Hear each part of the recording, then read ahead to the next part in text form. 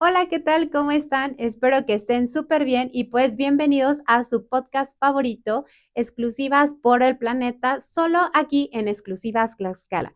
Mi nombre es Inla Margarita Castro Cuamatzi, soy su científica ambiental y activista climática favorita y pues estamos súper contentos en este espacio de exclusiva. ¿Por qué? Porque tenemos un invitado de lujo y que sobre todo es una persona que admiro y respeto muchísimo. Y pues, ¿quién es nuestro invitado especial y por qué tenemos un invitado especial? Porque vamos a hablar de un tema bastante controversial. Entonces, en este podcast, ¿de qué vamos a hablar y por qué es un poco controversial? Pues vamos a hablar del enomotita, si es amigo o enemigo o aliado, por supuesto, de los árboles de aquí del estado de Tlaxcala y por supuesto de México y etcétera, ¿no? Pues de su área de distribución. Y en este sentido van a decir, bueno, Hilda, ¿qué es el enomotita? Ahorita lo vamos a resolver. Y pues el enomotita es este organismo que está aquí, no sé si lo ven, pero cuéntenos en los comentarios dónde lo han visto. Van a decir seguramente, pues en el puente que está ahí cerca de la Universidad Autónoma de Tlaxcala, de Facultad de Odontología o etcétera, ¿no? O está cerca del estadio, etcétera, ¿no? Donde están los coyotes. O también van a decir, está en las jacarandas. Cuéntenos en los comentarios de este increíble podcast dónde lo han visto. Y bueno, si no viven en el estado de Tlaxcala, también cuéntenos en qué parte de la República Mexicana nos ven y dónde lo han visto. Entonces, también es un tema súper interesante porque los meses anteriores en diferentes medios de comunicación mencionaban que pues, la ciudadanía estaba altamente preocupada porque veían que las jacarandas estaban súper llenos de lenomotita y que pues que las autoridades debían hacer algo. Pero por esto está este podcast, porque queremos saber si es amigo, enemigo, aliado, o como todo biólogo que se respete sabría, depende de la especie, depende de las interacciones también que estén generándose en el entorno, podemos definir si es positivo o negativo en este sentido una especie. Pero ¿quién es nuestro invitado de lujo de este día? Pues agradezco muchísimo al doctor José Luis que esté con nosotros, quien es académico de la Universidad Autónoma de Tlaxcala, un gran amigo y aliado, que nos va a platicar un poco del enomotita. Pues, doctor, ¿cómo está? Muy buenos días. Cuéntenos un poco de su trayectoria en el día de hoy, pues para que vean nuestro gran público, porque es un gran amigo y aliado para que nos pueda contar de este tema tan interesante el día de hoy. Y buenos días. Antes que nada, muchas gracias, Hilda, por invitarme a participar en estos eventos, en esta, pues, programas de divulgación, ¿no? Eh, Esperando que llegue al mayor público posible, ¿no? Y sobre todo el interés que esto puede ocasionar con la información que vamos a platicar más adelante. Desde mi formación, por ejemplo, yo soy biólogo por la Universidad Súper, Veracruzana, la maestría en ciencias en la UNAM, en la Facultad de Ciencias, y el doctorado en el Instituto de Ecología en Jalapa. excelente, Mi formación desde la licenciatura ha sido relacionado con el estudio de las plantas, ¿no? perfecto, Generalmente plantas silvestres desde el punto de vista taxonómico, ¿no? Clasificación, pero también algunas veces con interacciones ecológicas entre los animales y las plantas, entre los perfecto. animales y los hongos, etcétera, ¿no? Pero más abocado a la parte de clasificación. Y espero que podamos tener una información que le sea posible al público este, y de interés para conocer sobre esta planta en particular que hoy nos trae. Perfecto. Y me encantaría que nos pudiera compartir, entonces, ¿usted podría definirse como botánico en este sentido? Sí, de hecho, por la formación, pues Okey, es botánico, ¿no? Soy perfecto, botánico. perfecto. Ese es un punto muy interesante porque, ahorita vamos a definir si nos puede explicar un poco qué es el enomotita, ¿no? Si es una planta, si es una bacteria, si es un virus. Van a decir, Hilda, ¿cómo puedes compararlo con un virus? Pero muchas veces este podcast, recuerda, es un poco de divulgación científica, también un poco para comunicar algunas interrogantes que nos hacemos y como el título de este podcast, ¿no? Exclusivas por el planeta. La idea es que pueda llegar a los tomadores de decisiones. ¿Quiénes son tomadores de decisiones? No solamente nuestras autoridades locales, sino cada uno de nosotros que como ciudadanos informados podemos exigir, proponer y sobre todo actuar de manera informada, que ese es el punto clave o parte de mi existencia en este mundo. Entonces, no sé si nos pueda compartir un poco, que aquí tuvimos la suerte de encontrar este Eno Motita que está aquí, ¿no? Que nos saluda, ¿no? Que nos dice hola. Y que me encantó porque me dice Hilda, este Eno Motita que encontramos en un puente, no estaba en el árbol, estaba en un puente, pues tiene su raicita, está sus hojitas y tenía hasta el fruto, me decía, ¿no? Sí. Entonces, en este caso, pues encontramos toda una enomotita completo. Entonces, ¿nos puede explicar un poco para toda nuestra audiencia qué es el enomotita? Sí, mira, desde el punto de vista taxonómico, el Perfecto. enomotito es una planta, Ok, pertenece a uno de los grupos que es de plantas con flores, o ya técnicamente angiospermas, ¿no? ok. Hay otros grupos que no tienen flores. En este caso, ustedes posiblemente no lo han visto con flores, Ujú. Sí, sí, sí, pero su ¿no? flor es muy bonita también, nada más que es Wow. muy pequeña, Ah, ok. ¿sí? Entonces, es una flor morada inclusive, ¿no? Perfecto. Pero es tan pequeña que pasa desapercibida, sobre todo cuando está arriba de los árboles, ¿no? Ya Claro. cuando está muy cerca podemos apreciar esas flores, tiene su época de floración. El ejemplar que tienes aquí a la mano ya no tiene flores, ya tiene frutos, ¿sí? Ujú. Pero está dentro del grupo de las plantas, es una planta, ¿sí? Perfecto. Tiene su raíz, tiene su Ajá. tallo muy Aquí reducido, está su raicita, sus hojas y sus sus flores, hojas. ¿sí? Solamente que esta planta, pues, tiene muchos cambios morfológicos, Ok. ¿no? Porque cuando hablamos de una planta siempre nos imaginamos un árbol, ¿no? Un Claro. tallo O grueso, unas la, raíces claro. O la profundas, muchas típica, ¿no? ramas grandes, Claro. flores muy bonitas. Hablabas por ejemplo, la jacaranda, ¿no? Ah, Vemos la claro. jacaranda en la ribereña, en los parques, en los jardines, y entonces es un árbol, un tronco bien definido, ramas, flores y las raíces que deben estar por debajo del suelo, ¿no? Claro. Sin embargo, los cambios que tiene esta planta, pues ha reducido muchas de sus estructuras y de eso es lo que Ok. vamos a hablar un poquito más adelante. Perfecto, pues ya tuvimos la primera respuesta. No es un virus, no es una bacteria, es una planta, perfecto, que vemos aquí, ¿no? Tiene su raíz, sus hojitas y bueno, su fruto. Y pues, ¿para qué sirve el fruto? Pues para que pueda dispersar estas semillas y pues, bueno, pueda estar en diferentes espacios. Pues en este sentido, me encantaría que nos pudiera compartir un poco porque queda esta duda, ¿no? Que más allá de que es amigo, enemigo, aliado, etcétera, ¿no? El enomotita, ¿sí es enomotita o enomotito? Enomotita le llaman, Ah, ¿no? ok, es como el nombre común o El nombre coloquial, común. aunque su nombre científico, ¿se lo sabe? Sí, el nombre científico es Tillandsia recurvata, Perfecto. de la familia Bromeliaceae, o sea, esa es mi área, Ah, ¿no? ok, De hecho, claro. no es la única especie de Tillandsia que tenemos en Ok, México. Hay muchas perfecto. especies de diferentes tamaños. Ok, De hecho, aquí en el estado de Tlaxcala conozco algunas otras especies, puede ser escheriana, puede haber algunas otras que son más grandes, pero su característica es que crecen sobre algunos árboles y ahorita lo explicamos más adelante. perfecto. Un ecodato súper interesante. No, enomotita, pues es el nombre común. Recuerden que siempre hay que irnos también al nombre científico, porque puede ser que en otras partes de México lo conozcan con otro nombre y entonces por eso el nombre científico es muy, muy importante. Y muchísimas gracias. Y justo que nos dice, pues no, no es el único del género aquí en Tlaxcala. Entonces, No, y el nombre común, perdón, también adelante. no es el único, ¿no? Ah, Porque ok, también tiene otros nombres comunes. perfecto. Les llaman gallitos, creo, Ok. magueyitos por su Ah, forma, claro. ¿no? Entonces, dependiendo la localidad, dependiendo la región inclusive del país, porque se encuentra en otros lugares, va a tener nombres comunes, muy locales, ¿no? Perfecto, Pero el nombre científico es a nivel mundial, ¿no? Entonces exacto. es ese que les comentaba, Tillandsia recurvata, ¿no? Perfecto, muchísimas gracias. Y en este sentido, cuando buscamos un poco de información del enomotita, nos dicen, bueno, para el manejo forestal se tiene que hacer esto y lo otro, y que es bueno, malo, etcétera. Y pues nos surge una palabra muy clave en este sentido. ¿Nos puede explicar un poco la diferencia entre una planta epífita y una planta que puede ser parasitaria?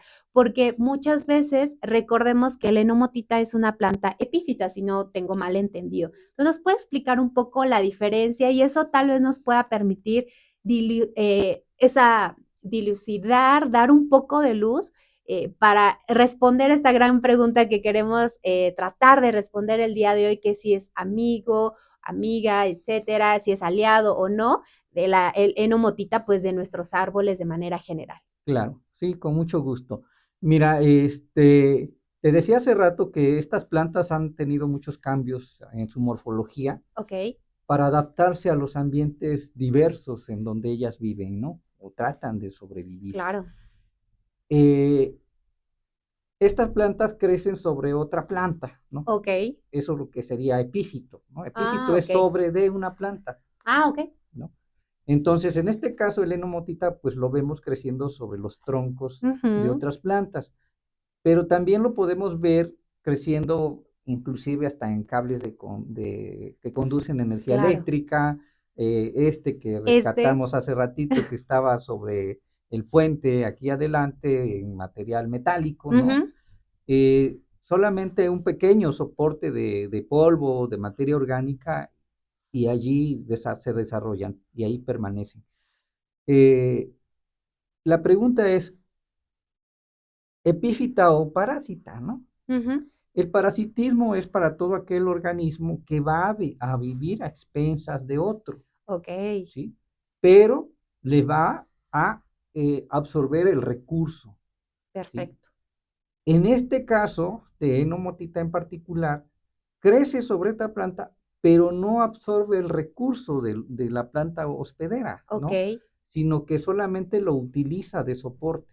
Por eso puede sobrevivir en otros materiales ambientes. inertes, ¿no? Ujú, No ujú, vivos, ¿no? Como los metales.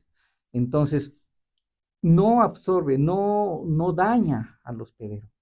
Caso contrario con las parásitas, que también son epífitas, algunas, porque otras parásitas son sobre raíces. ah, claro. Entonces, las que crecen sobre los tallos desarrollan sus raíces y penetran el tejido del hospedero y le absorben sus nutrimentos. Y dentro de parásitas hay dos formas. Ok. Hay unas que van a absorber los nutrimentos del árbol, pero van a tener sus hojitas, o sea, Ujú, además van a realizar fotosíntesis, ¿no? ok, Elaboran claro. sus propios recursos. A esas les llaman hemiparásitas. Ah, claro. Y hay otras, tal vez los han visto en los pinos, en los oyameles, en donde la planta no tiene hojas verdes, es una parásita como tal, ¿no? Porque ya no tiene hojas para fotosintetizar, simplemente las reduce a escamas de protección y produce muchas semillas, ¿no? La estrategia de las parásitas es producir muchas semillas, Claro. ¿no? Para poder seguir invadiendo otros árboles, ¿no? Perfecto. Entonces, absorbe los nutrimentos. Regreso con el enomotita, que es nuestro tema, no es parásita, Ok. pero sí es epífita. Entonces, ojalá y quede claro bien ante nuestro público la diferencia entre esos dos términos, porque luego nos confunden mucho. Claro. De hecho, a veces nos confunde hasta cuando damos clases en la licenciatura o en la Sí, maestría, el ¿no? tema de Porque no estamos muy interacciones. Sí, sí, acostumbrados sí. en este sentido y pensamos que todas las plantas que crecen sobre cualquier otra planta o cualquier otro algo es una parásita, ¿no? Claro. Y no necesariamente.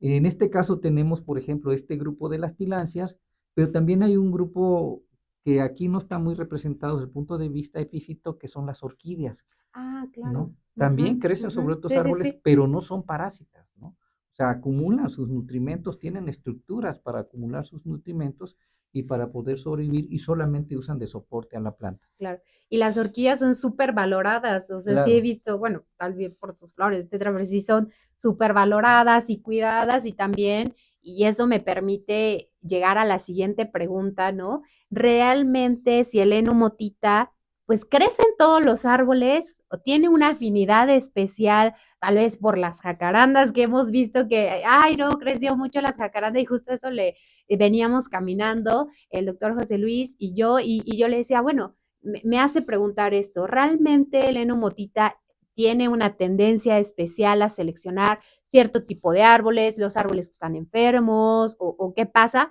Porque pongámonos a analizar y espero que lo escriban en los comentarios, eso sería extraordinario para saber qué estamos aprendiendo en este increíble podcast. En este sentido, ¿A qué me refiero? Lo hemos visto en todos los árboles de la ciudad o en todos los árboles de un bosque, o hay ciertos lugares donde los hemos visto, ¿no? Entonces la pregunta detonadora de este momento es, ¿realmente el heno motita crece en todos lados o puede estar en todos lados? Y sobre todo, pues si hace esta selección, el heno motita. Sí, muy interesante tu pregunta, Hilda, porque a veces no entramos en ese contexto, ¿no? Claro. En el sentido de la planta que nos atiende hoy este tema, no hay una especialidad con respecto a un hospedero particular, Ah, ok, ¿no? Porque claro. si eso fuera, no lo Como esta, como encontrásemos, ecoevolución, algo así. ajá, no lo encontráramos, pues, en el metal, en el concreto, en algo, Claro, ¿no? O sea, claro. no es específico de algún hospedero en particular, Ujú.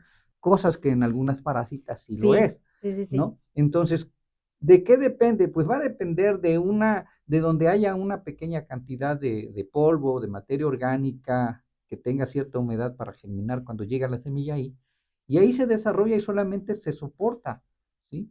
Entonces, no hay una especificidad en cuanto al hospedero.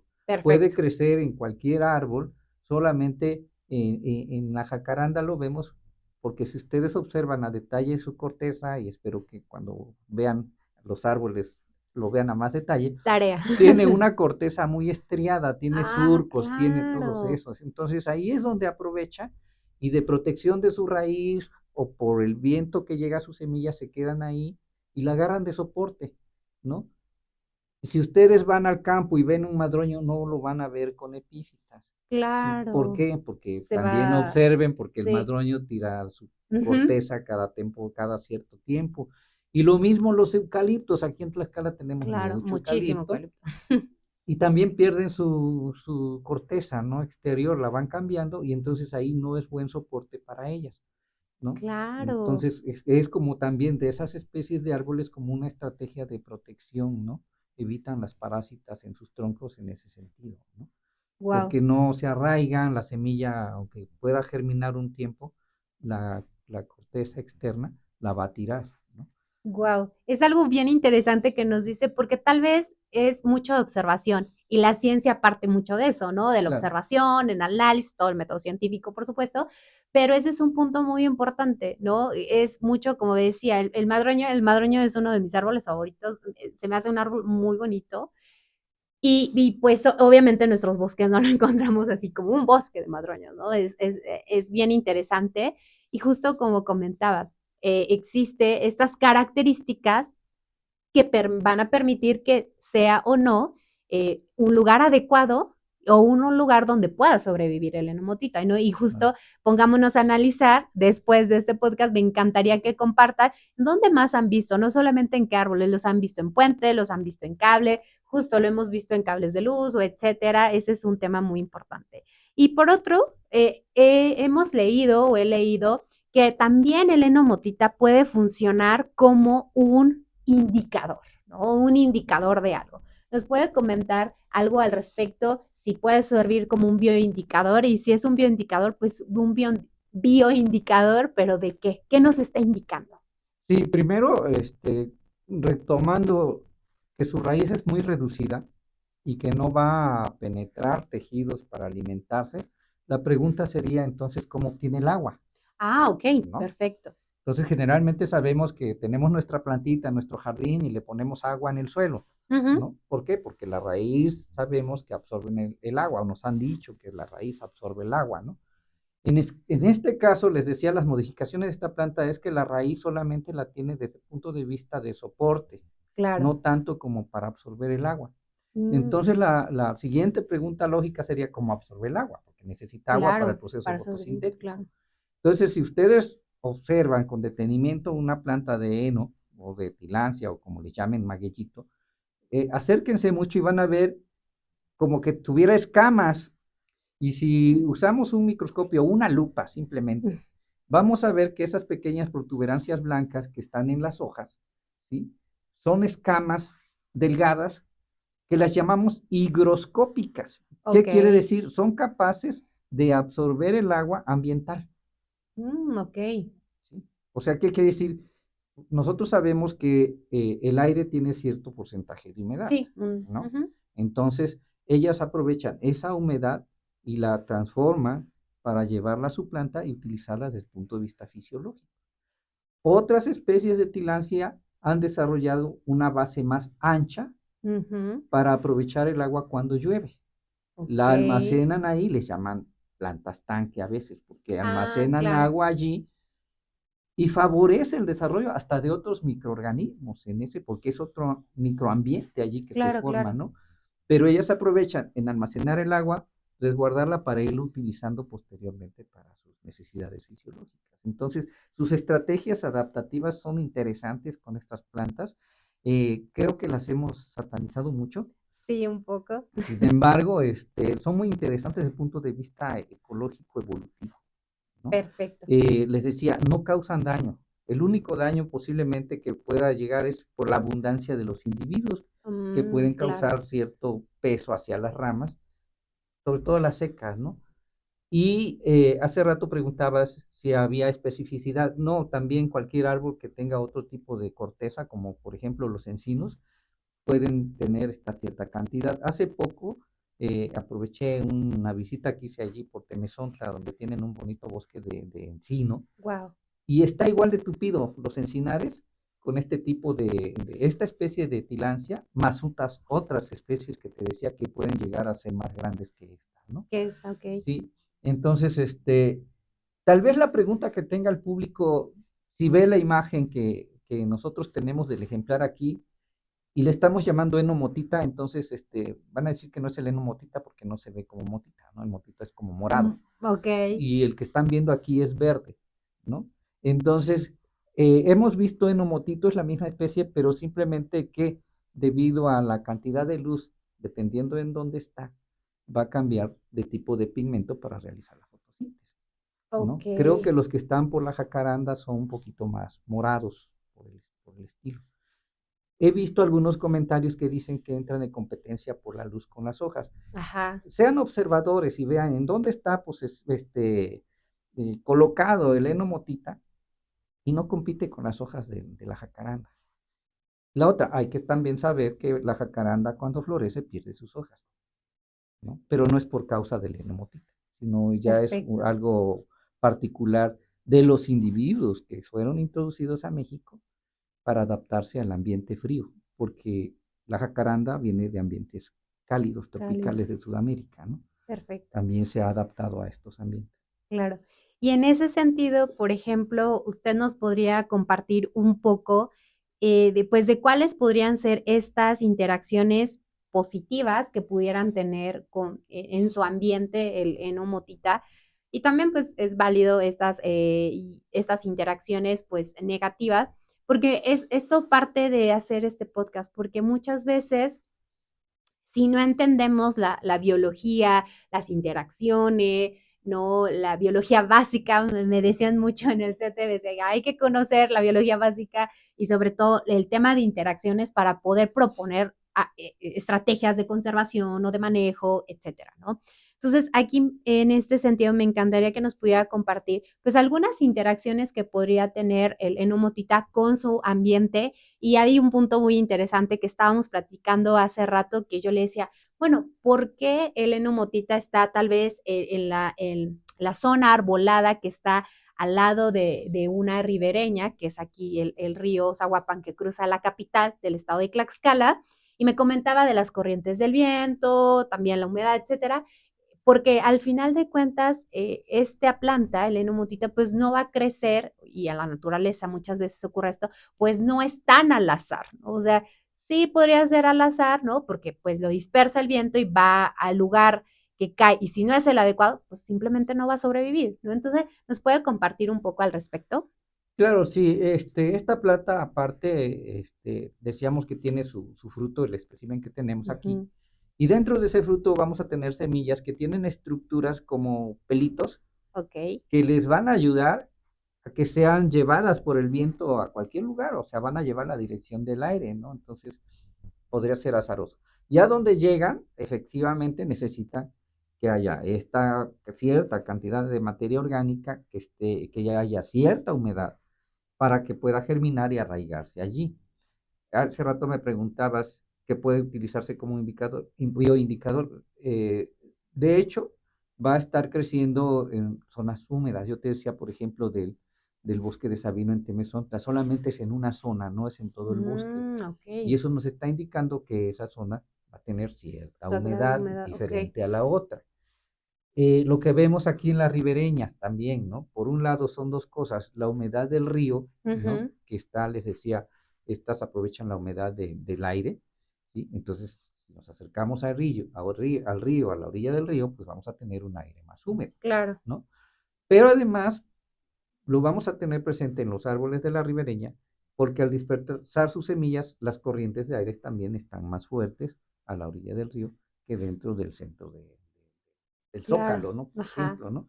Entonces ahí sus semillas van a ir siendo dispersadas conforme va la corriente del aire a la orilla del río, y pues se van a ir quedando en los árboles cercanos al claro. río, ¿no?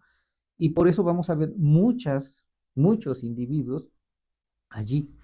Otra particularidad es que, por ejemplo, esta planta, pues se va a propagar por semilla, pero también si observamos bien cada uno de los especímenes o cada uno de los individuos, se propaga también por hijuelos, ¿no? Ok. Como el maguey, Ajá, ¿no? ajá. Entonces no solamente vamos a ver un individuo que sale del Sí, centro, sino que sí, hay salen varios. varios. Sí, sí, sí. Entonces, su reproducción es efectiva, es desde el punto de vista por semillas y desde el Claro. punto de vista Aumenta por su hijuelos, probabilidad, ¿no? claro. Digo, hablando técnicamente, sería con reproducción sexual y con reproducción Exacto. asexual, ¿no? Ujú.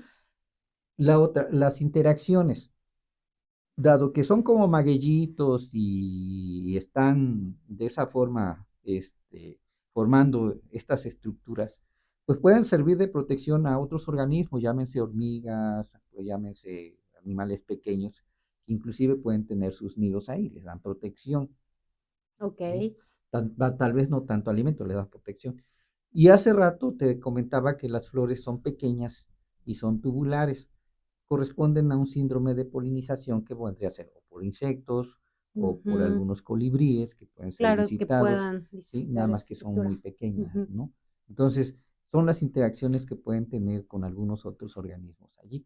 Les decía, Perfecto. en este caso, pues casi son positivas. En el caso de las parásitas hay interacciones negativas, lo que les llamamos, ¿no? Porque pueden dañar al hospedero. En este caso, les decía, solamente por la abundancia en cuanto al peso.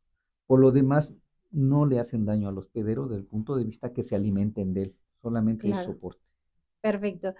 Pues ya estamos llegando a casi al término de nuestro podcast y es súper interesante y también les invitamos o les invito que podamos buscar información de diferentes fuentes, ¿no? Justo ayer estaba leyendo unas tesis de muy interesantes de algunos ingenieros forestales de Chihuahua, que les mando un saludo si hay alguien de Chihuahua, y que platicaban de esto, ¿no? Que muchas veces para algunas prácticas forestales o bosques que son utilizados para pues para madera básicamente, pues obviamente no va a ser positiva estas interacciones que tiene con el enomotita, etcétera, o también en algunos bosques que se les da un manejo, etcétera. Sin duda es muy importante, como les comentaba al principio, conocer la biología del organismo, la interacción que puede tener con su hospedero en este caso, y sobre todo a partir de eso y de un diálogo de saberes, sin duda, pues tomar las decisiones acertadas para el tema de un manejo o la conservación de la especie también,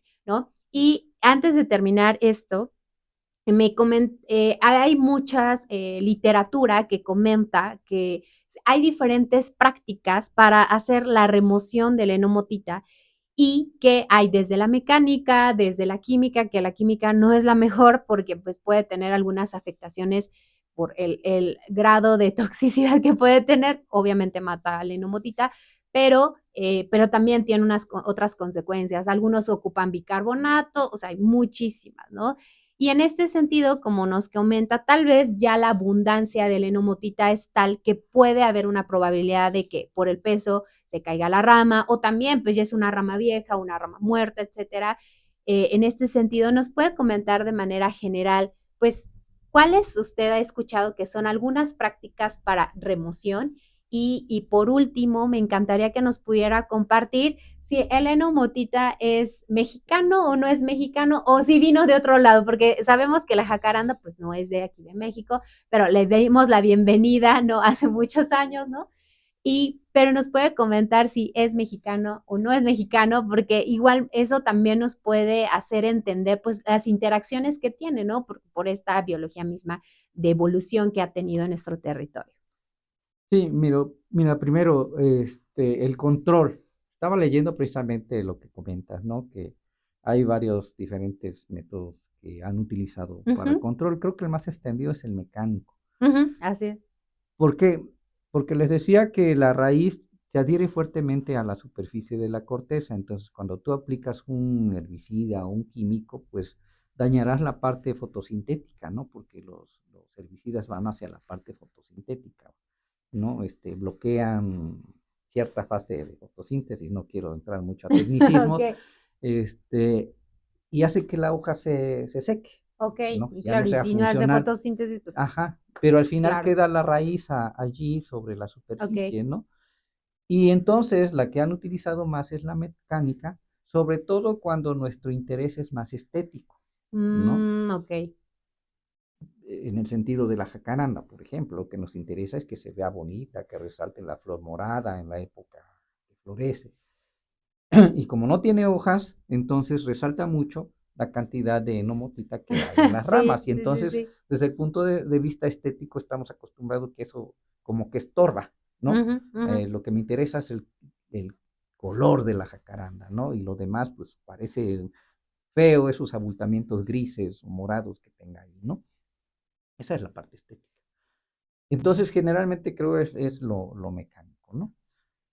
Y la pregunta que me haces al final, efectivamente, esta especie es nativa de México, o Ok. sea, es silvestre, y tal vez nada más un comentario de reflexión en la relación de Heleno Motita con la jacaranda en particular. Como tú dices, efectivamente, la jacaranda es una especie introducida, ¿no? Por ahí estaba leyendo la historia, creo que en los Sí, 80 fue los fue ochentas. traída aquí a Tlaxcala Por cuestiones estéticas. por cuestiones estéticas, ¿no? Sí.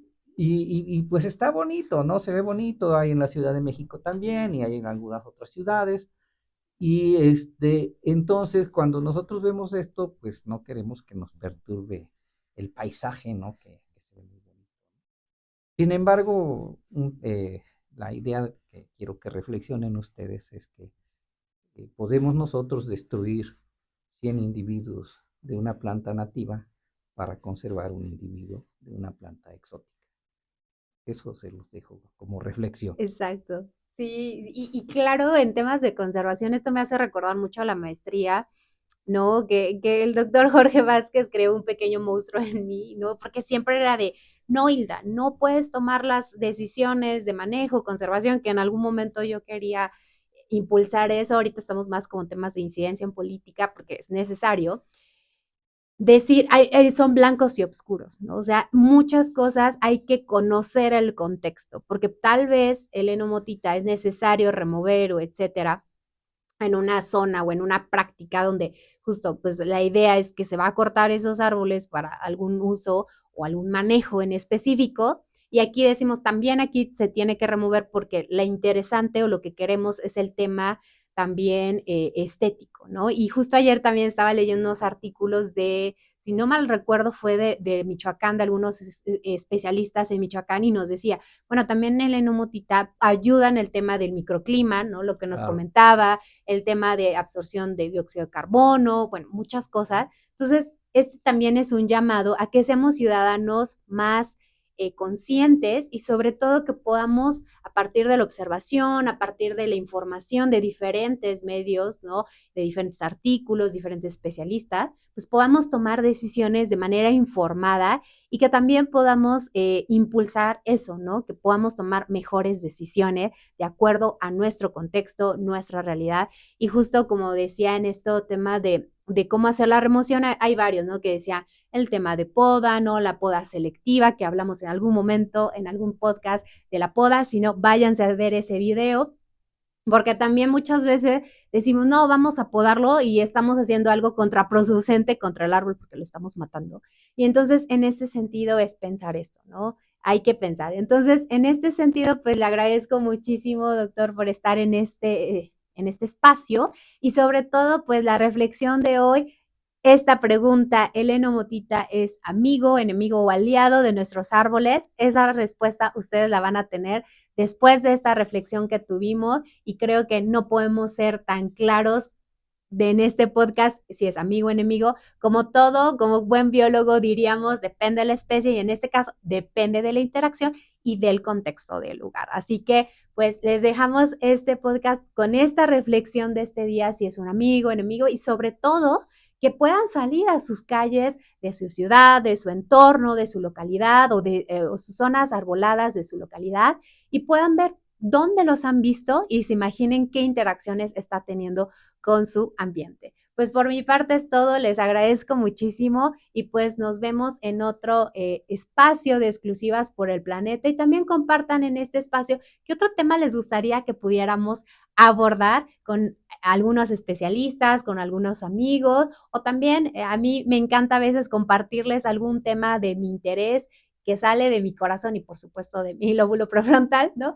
Y que de mi raciocinio, pues podamos platicarles un poco al respecto. Entonces, pues bueno, aquí ustedes van a poder responder esta pregunta que nos hicimos el día de hoy. Pues muchísimas gracias, doctor. Muchas gracias, Hilda, por Y la invitación. Aquí no sé estamos. si quiera dejar alguna otra reflexión, algún último mensaje para nuestro público del día de hoy. Sí, yo creo que como me comentabas hace rato, ¿no? Lo interesante de esto es que conozcamos precisamente sobre los individuos, sobre los organismos que en algún momento vamos a hacer un tipo de manejo, ¿no? Claro, Conocer bien su ciclo biológico y evaluar efectivamente cuál es la conveniencia, ¿no? claro, Entonces, digo, yo no estoy en contra de un manejo tampoco. Tenemos necesidades en ese sí, sentido, ¿no? De que cubrir como seres humanos y pues si no, tenemos que alimentar, tenemos que utilizar muchos recursos en este sentido, pero yo creo que si lo hacemos de una manera con conocimiento, podríamos utilizar mejores alternativas de este manejo y de este control que podríamos tener. Ahora, cuando hacemos lo interesante es, por ejemplo, nosotros podemos tirar, si quieren, todos los individuos de una motita de un árbol de la jacaranda, ujú, pero luego, ¿qué hacemos con ellos? claro, ¿No?